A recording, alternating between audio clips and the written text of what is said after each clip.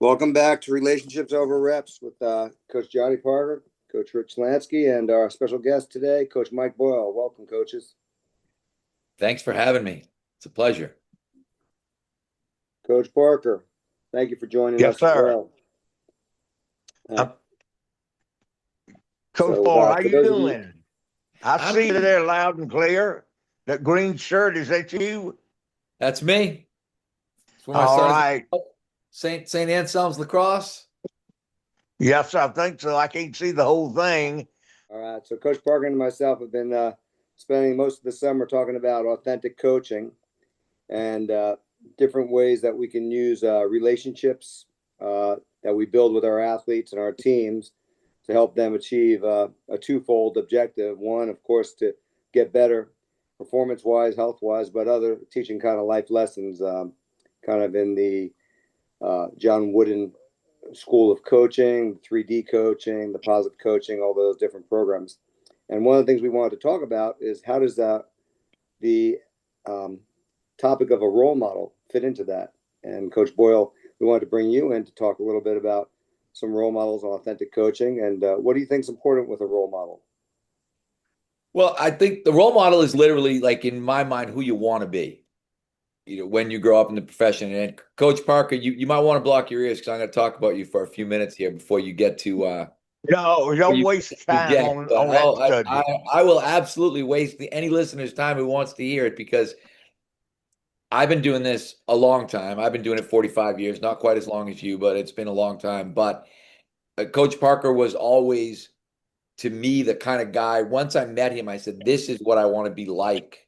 I hate to say it when I get older, Coach. So that makes, because you're older than me, but and I've told this story a bunch of times, but definitely not here. I called up one time. We had a kid, Paul Francisco. I don't know if you remember Paul, Coach Parker, but was a tight end for the Patriots for you guys for a couple of years. Was a Boston University kid, and I connected with Coach Parker and said, "Hey, can we come down and watch a workout?" And it was myself, Jeff Oliver, I was looking up numbers. Jeff's been at Holy Cross for 35 years, and Chris Doyle, has been Iowa mostly, but at that time was just getting out of football coaching and moving into strength and conditioning, was on his way to Wisconsin. And we went down to the Patriots to what we thought was going to be watch a workout. We were going to watch some Patriots guys work out. And I remember it like it was yesterday. We get there and Coach Parker greets us, and we go in the weight room, which at that time in New England was not a huge space. And he looked around and he was like, "I could use some help. Do you guys want to coach?" And I remember looking at Jeff and Chris Doyle and thinking, he's going to let us coach some Patriots players right now. And I was like, "Absolutely, I want to coach." And he gave me Ted Johnson. He said, "Go over there with Ted, doing some hand cleans. Go over there with Ted, help him out." So I just went over and started coaching Ted Johnson. Now, I thought that was cool enough to begin with, that, wow, this guy is confident enough in what he's doing that he's turning three guys loose in his weight room here to work with his guys. But then he comes over to me 10 minutes into it, not to me, actually, to Ted, and he looks at Ted and he says, "Ted, what's Mike telling you that I don't tell you? What's Mike showing you that I don't show you?" And for me, that was like the experience of, wow, here's a guy who's literally at the peak of his profession. At that time, I'm at Boston University, the 1AA school up the street. The two guys with me, haven't made their reputations in strength and conditioning yet. They're 35 years away probably from making that reputation. And he's treating us like guests. He's letting us coach, and then he's asking his players, "Hey, what are you learning? What do you think they're telling you?" And I thought, with all of the egos and all the assholes, to make the right word choice, I think, that were in the profession, I thought, wow, this is how I want to be. It was a massive lesson for me as a young strength coach, and I was 10 years in or whatever, maybe at that time, but it told me that I was on the right path. It said, the way that you treat people is the right way. And here's a guy who just won a Super Bowl and was helping to turn this Patriots program around, who's also treating people the right way. So it really was for me like a pivotal career moment. Sorry, Coach, I told you I was going to go for a while, and I did, but that's the God's honest truth. Well, let me pile on a Well, little I bit really there too. appreciate that coming from somebody as universally respected as you, because that really means a lot to me. But I've told why I did that. how good a coach this man was. First of all, his reputation preceded him, by a long ways. And then when I saw that, how good he really was, one is having a different voice might unlock potential that I had not been able to unlock. Maybe I hadn't given the right voice command, the right cues, the right encouragement. And I wanted to see how he coached. And I'll be honest, Coach, I've told you both, I have the world's worst inferiority complex. And I figured if y'all were busy coaching, you would have a chance to see how bad a coach I really was. And that's a God honest truth. Coach Parker probably doesn't remember this, but he came down to visit me at Manatee High School over one of the Christmas breaks. And I had a bunch of kids in there, and he was just watching them. And one of my friends at that time, I think he was at NC State, Tim Rabus, who's in the field.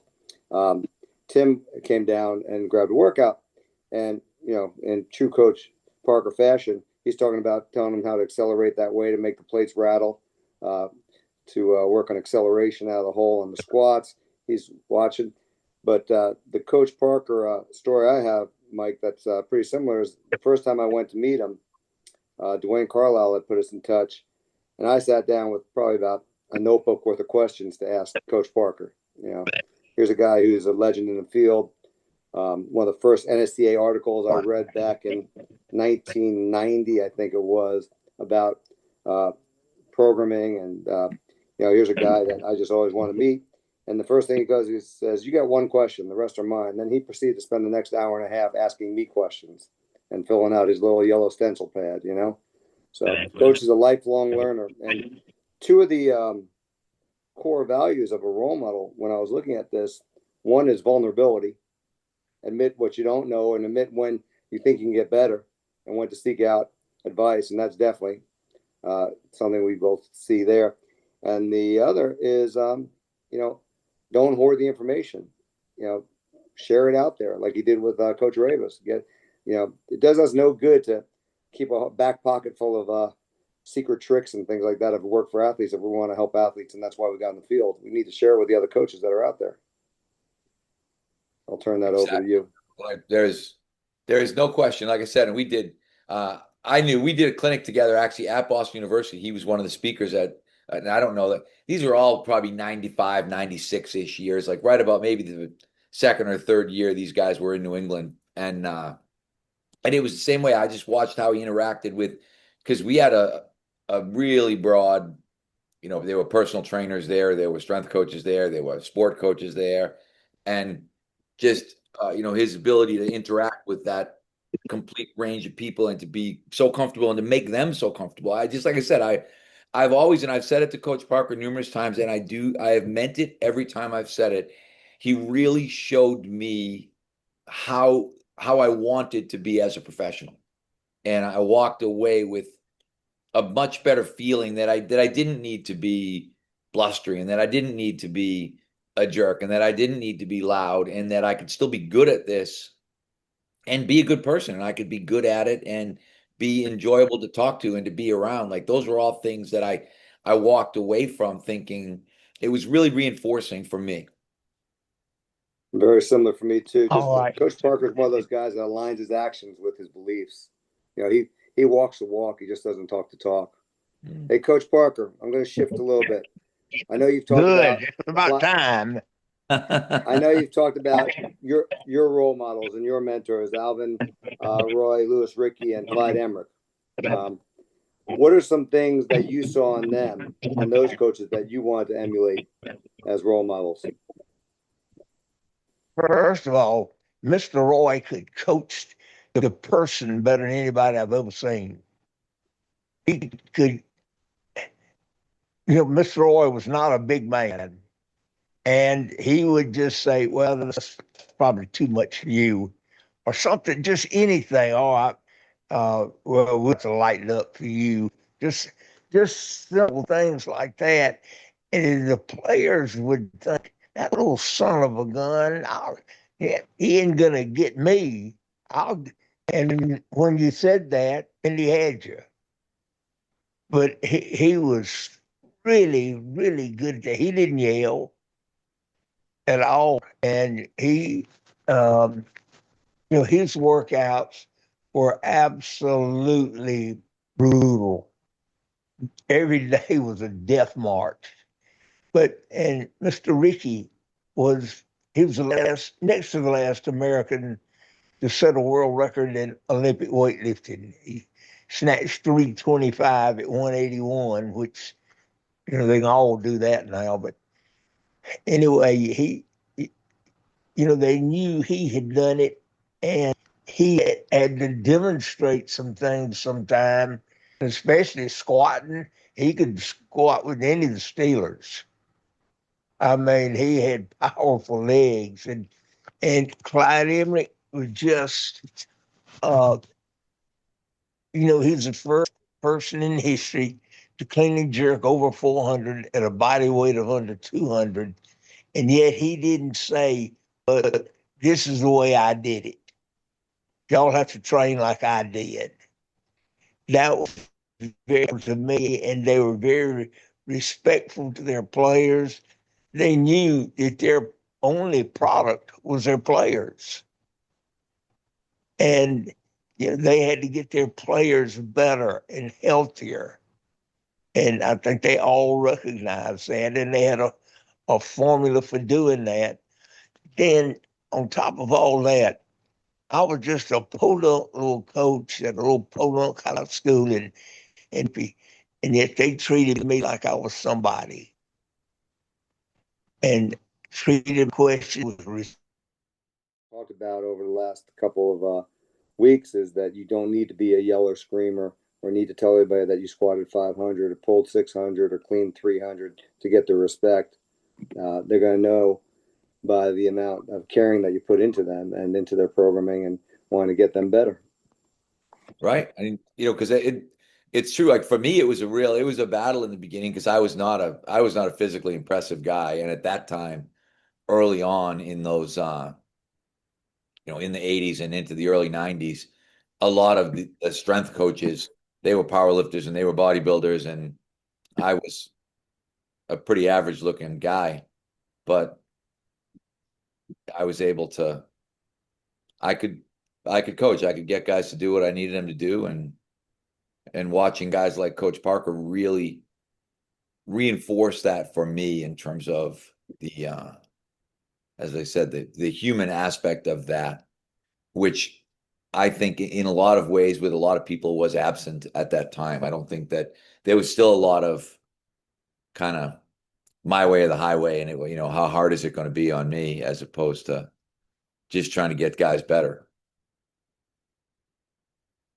Boyle, I remember walking into my first team, kind of a Title I inner city school, high school. I'm walking in, maybe I'm tipping the scales at 175 pounds, 5'5" on a good day with a good heel on my shoe. And I got to get respect to these guys coming from a totally different demographic. And after the first week, I realized that it wasn't about how I looked or what I had done. It's about what I could help them with or what I could do for them. And once they picked up on that, we had a great off season. Exactly. I think it's, that's a big part of it, being there for those guys. Like, it was funny. You talked about Dwayne connecting you with Coach Parker. Dwayne was one of my very first athletes in 84, probably. One of my first athletes. His freshman year, he was at Boston University. And then he unfortunately did so well that he got a full scholarship to Maryland and left. But we stayed connected forever, like since then. I mean, that was, like I said, probably 1984. So it was darn near close to 40 years ago. Might have been it's a small world because I was Ronnie McCreefrey had me come down to do a presentation when he was at Tennessee, and Dwayne was presenting, and I did something on how I teach the clean at the high school settings. And Dwayne's like, "Oh, do you know Coach Parker?" I was like, "Well, my friend Jerry had tried to get us together, but it just never worked out." And he takes out his phone and videotapes the progression, sends it to Coach Parker, and I got a voicemail waiting for me when I got off the plane on the way home, and we hooked up the next week. Welcome back. So, Coach, when you were gone, we said all kinds of great stuff about you that would embarrass you. As I'm sure you know how much we think of you and the way you coach. Coach Parker, can you tell us, and maybe then Coach Boyle can add on to that, what you saw in some of your head coaches that you worked with, the sport coaches, um, as far as things that you could incorporate into the strength and conditioning aspect or that environment from emulating role models of who you want to be or who you want to be like. Well, first of all, was the man I broke in coaching under, Bill McGuire, in Indianola, Mississippi. And Coach McGuire was, first of all, he was really a great offensive coach. And over time, he trusted me with the defense eventually. And I didn't screw it up too bad. But he, he had a way of making players want to do it. You know, practices in Mississippi, the first half of the season are really rough. And he would make it fun. And I don't mean they were just going around, stuffing grass down somebody's back of somebody's jersey or something. But, he had a nickname for everybody and he had little Jesse. He would act like Fred Sanford, when he was going to have the big one. Coach McGuire would do that. And it was, the players enjoyed it so much they didn't know they were working hard. Now, Bob Knight, what I learned from Bob is that a player always has more to give. And one of the best things you can do for a player is help him realize that he's got more to give. Every time he thinks he has given it all, he hadn't. And you need to help them know that. And then Coach Parcells was a leader. He, let me see how to say this. I know it, but Coach Parcells would, first of all, it always tell the truth to the players, whether they liked it or not. And then he wasn't afraid to confront the players because they're going to do things you got to confront them about. And if you're in a leadership position and don't confront the players, then they're going to take that as a sign of weakness. And you may as well go down to the Greyhound bus station and get a ticket for the next bus out of town because you're through there. You've lost all respect from the players. So, and Coach Parcells insisted on doing things right. If a period wasn't going right, he would just tell the manager it was, it's time to start it over. I'll start it over. And, it, especially Drew Bledsoe, he'd say, Bledsoe, I got all night. We're going to stay out here till we get this right. So you may as well get it done now. And, he was a firm leader, but yet he was humane. He wasn't unapproachable. After players got to know him, they'd kid him. They didn't call him tuna or anything like that, but they could approach him and players felt like they could go to him with personal problems. And he had a way. If you were looking for his advice, he had a way of answering your question as though he was prepared for it and that he had given it a lot of thought, even though he just heard it. And now that gives the player confidence in what you're telling them. As I tell young coaches this, make sure that every sentence ends with an exclamation point and not a question mark.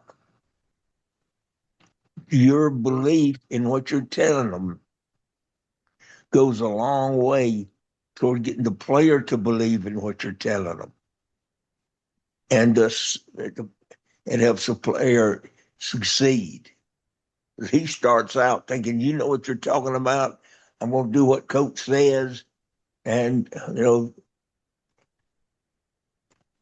and often it works, especially when I got Coach Boyle down there coaching my guys.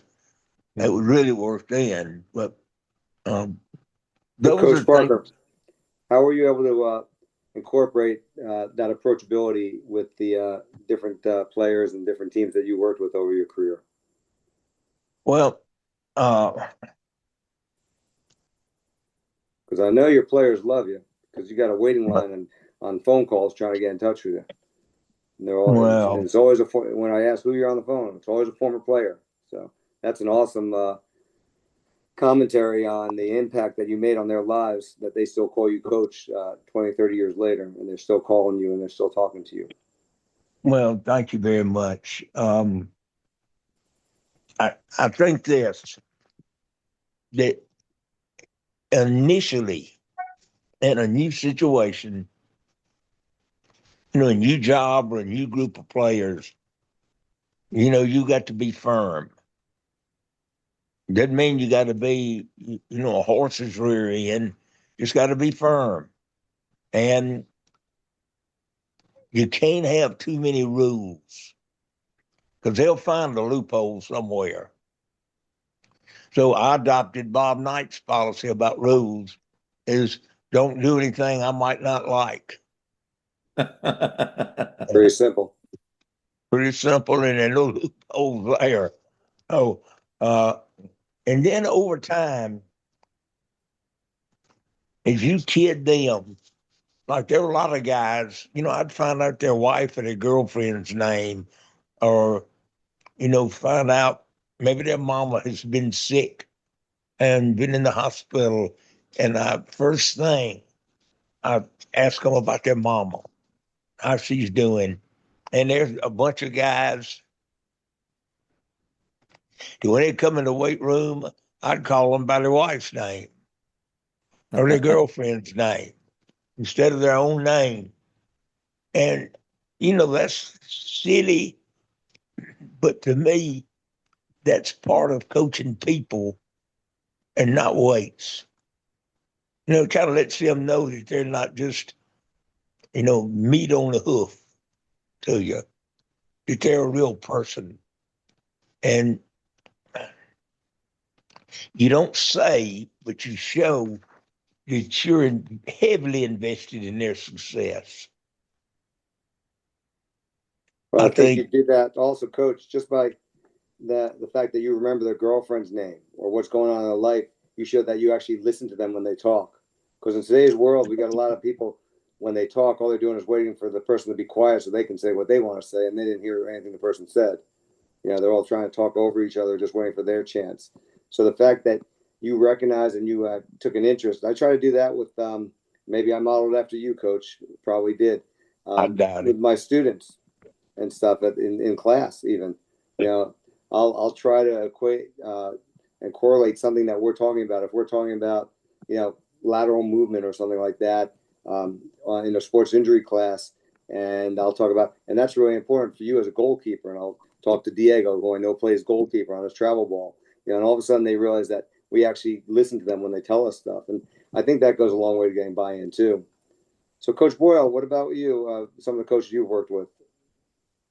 Well, I was very interesting story. The guy I worked with the most, the name is John Parker. He actually went by Jack, but uh, he was at Boston University his entire career, never left. Actually, a couple of times. At one point, he got the Bruins job, uh, accepted it, and then turned it down. And then another time, they made him the athletic director. He was the athletic director for a week, and he came back and said, in fine Jack Parker style, I realized I didn't care if we built a new boathouse. I just wanted to coach hockey. And he went to the president of the university and said, I made a mistake. I don't want to be the athletic director. I need you to, give me my old job back and find somebody else to be the athletic director. So I was very, very lucky to have John Parkers in my life, both of whom were the, huge role models for me. He was a huge role model in terms of, like, when you talk about caring about players, we always said he was at his best when things were at their worst. And I like that. yeah, we had, one year, one of our, 9/11, one of our players was in one of the planes that, and was killed. And, he was the guy that kind of rallied everybody around. We had in 95, one of our players broke his neck in his first game. Now, he broke his neck in 1995, his first hockey game. Travis Roy passed away just a couple of years ago and lived almost 40 years as a quadriplegic. And Coach Parker went to dinner with him once a week for probably 30 of those years. Oh, And and the great thing about Coach Parker, he didn't care if anybody knew, to the point where he would try to make a point that people didn't find out what he was doing. And it was that sort of, the ability to lead in bad times, the ability to lead quietly without having to say, look at me. He used to always say that, look at me was for the basketball coach. That's what he used to always say, because he was a hockey coach. But 890 wins. I think he has the record for most wins at one school, because he never coached anyplace else. And you talk about humility, but someone said, well, will you coach 10 games into next season, or coach for 10 more wins and then retire so you can leave with 900 wins? And he literally looked at the person. He was like, 890, 900, what's the big deal? Said 890 is plenty. And it was, so I was lucky. I mean, and I think Coach Parker always does the same thing. We were really lucky. You're lucky to work for the right people when you're a strength and conditioning coach, because you probably be as good as who you work for, as much as who you work with, because you could work with some really talented people, but if there isn't, if you don't have the Bill Parcells of the world with the hammer behind you, you're probably not going to be as good at your job as you would have been. And I was very, very lucky. I stayed at Boston University probably much longer than I should have, because I really enjoyed my job. I enjoyed what we were doing. We were really impacting guys as players. We were having guys playing the Olympics, playing the National Hockey League. We were winning a ton of games, and it was just a really enjoyable job situation, which meant a lot to me. That's awesome. I think you hit it on the head too when you said, he went to dinner. He didn't care if anybody knew. He did things because they were the right things to do, as opposed to, how many in social media world of today, how many likes or hearts you get on your post.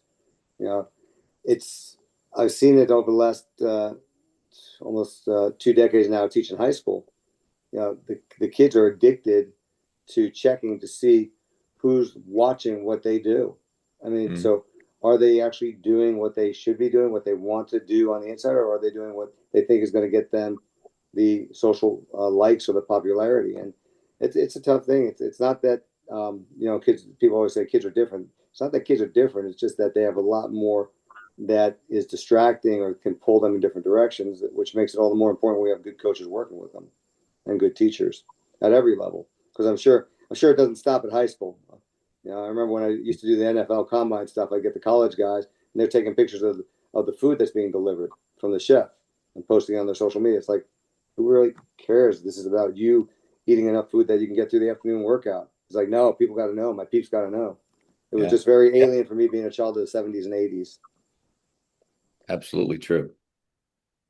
If I can, on a whole different level, we talked about coaches who are always employees. Well, with the Giants, the Maras owned the team.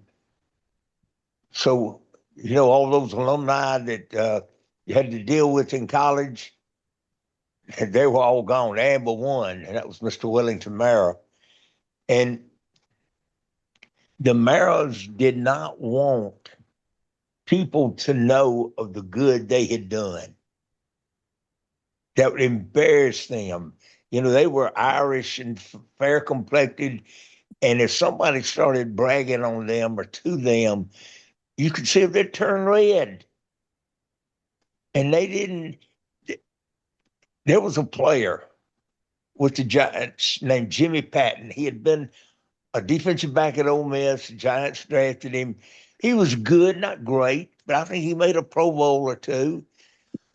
Well, not long after his retirement, Jimmy Patton was killed in a car wreck.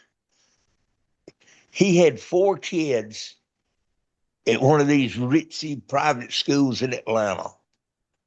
And one day, the receptionist at the school gets a call. It's from Mr. Mara's secretary.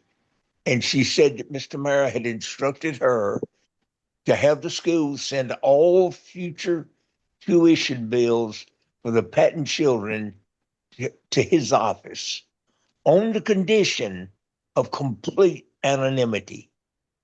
Jimmy Patton's wife wanted him to be told. Now, that's real giving there. That's real humility.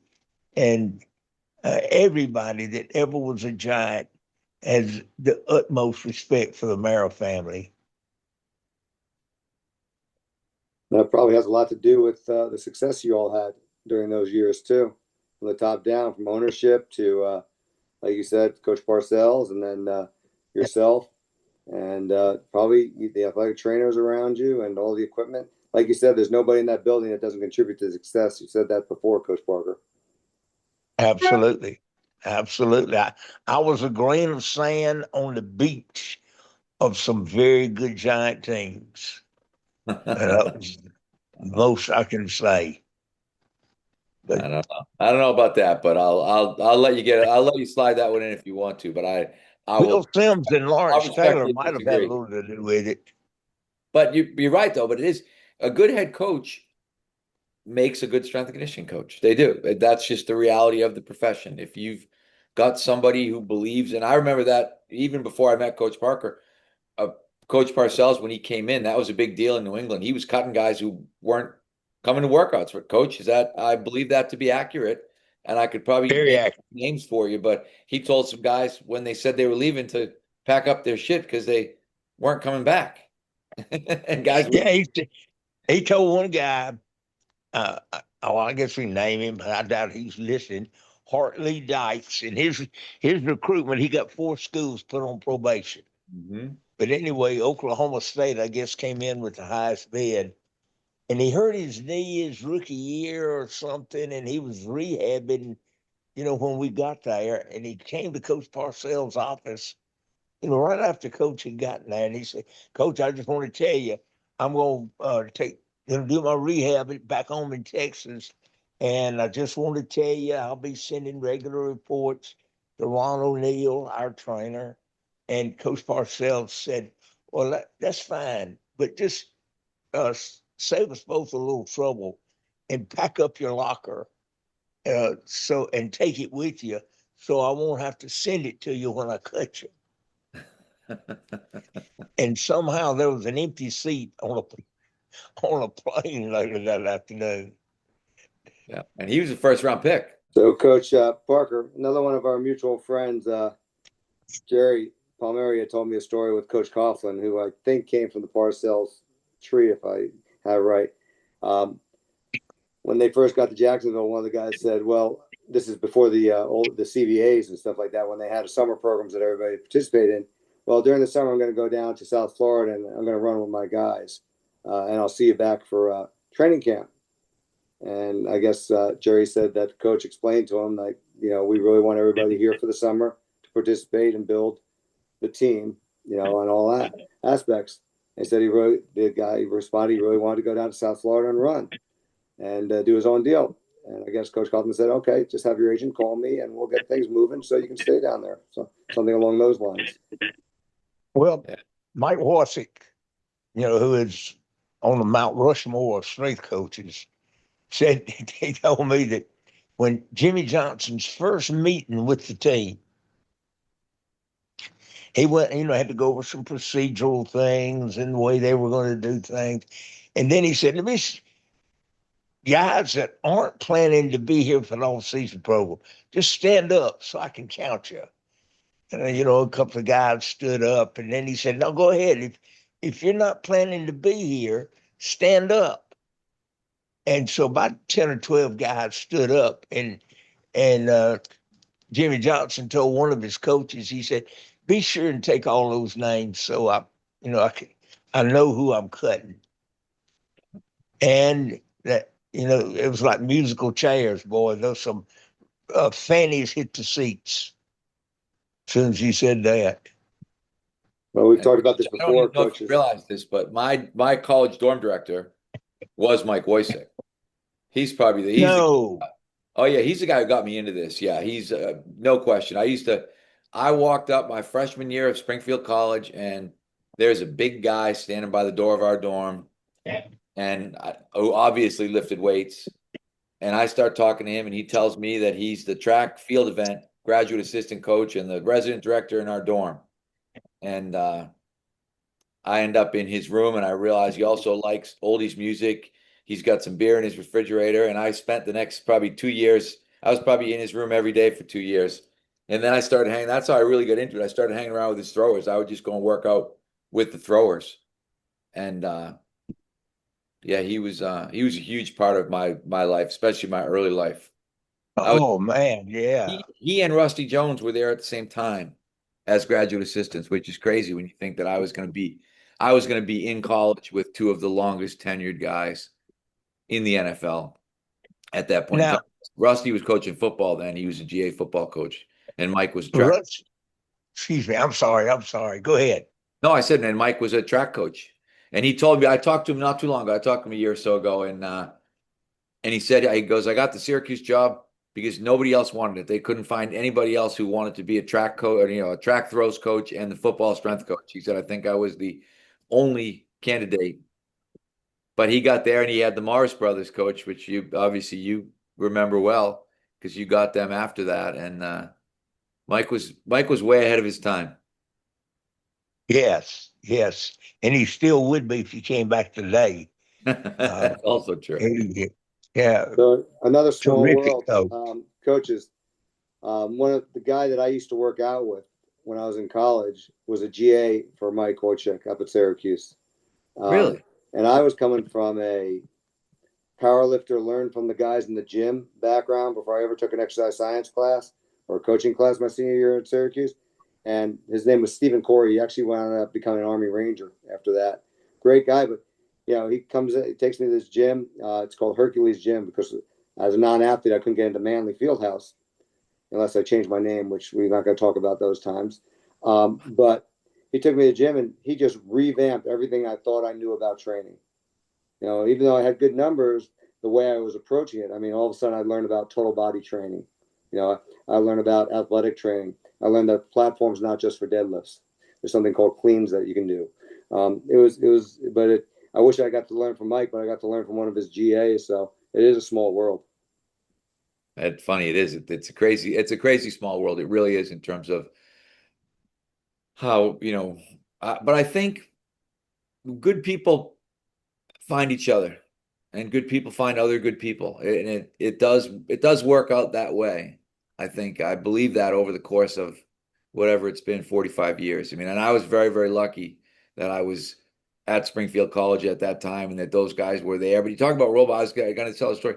I went, I can remember going to my first NSCA convention and uh I have a BU polo shirt. I'm not getting paid. But I'm the strength coach at Boston University. I got a shirt that says Boston University on it. I don't make any money, literally. I don't make enough money to get me there. I'm not getting a cent from the university.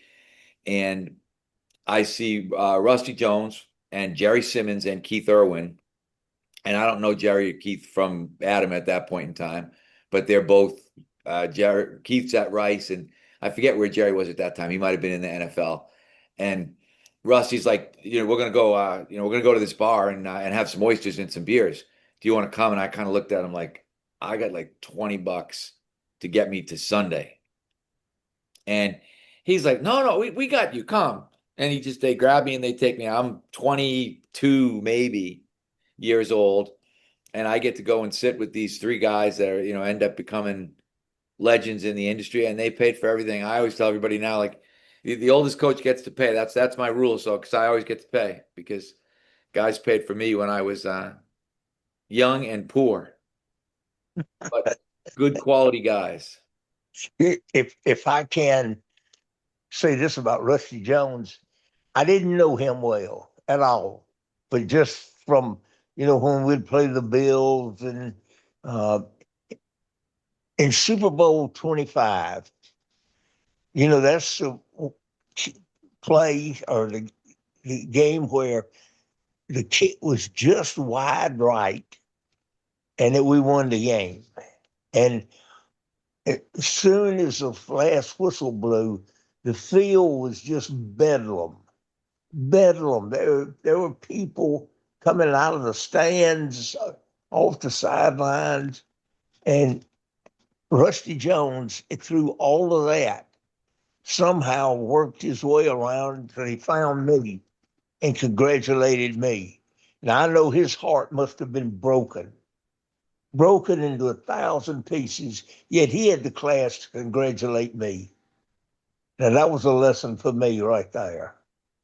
Yeah, he's a really good quality person. As I said, I was very, very lucky to have just plopped in the right place at the right time.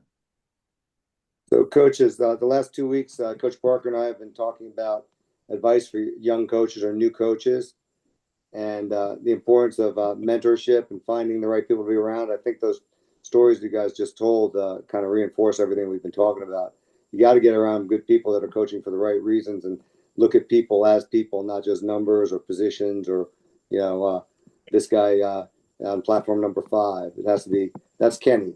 Kenny's dealing with the fact that his brother is a drug addict and that if he doesn't make it, his grades and he goes home, there's nothing left for him. That's Kenny. Kenny's a person. Kenny's got those hot buttons. How do we use those hot buttons? How do we deal with him as a person to help him achieve his goals?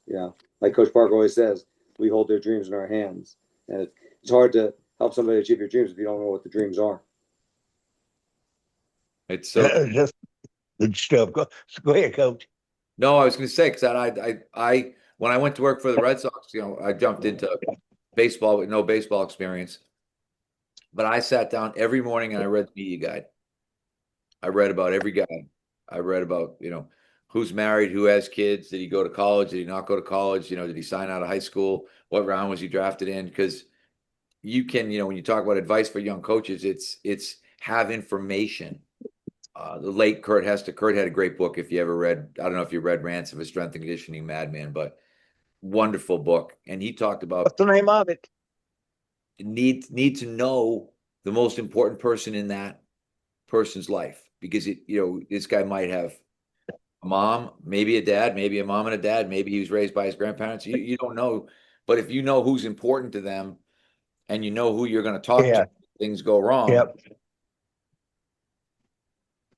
Yeah, there's I listened to an audio book last year by Martin Rooney. I think it was called Coach to Coach.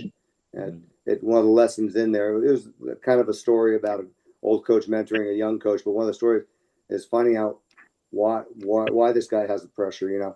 What motivates this athlete? What's on their shoulders or their shoulder, the girls or the boys, whatever is going on.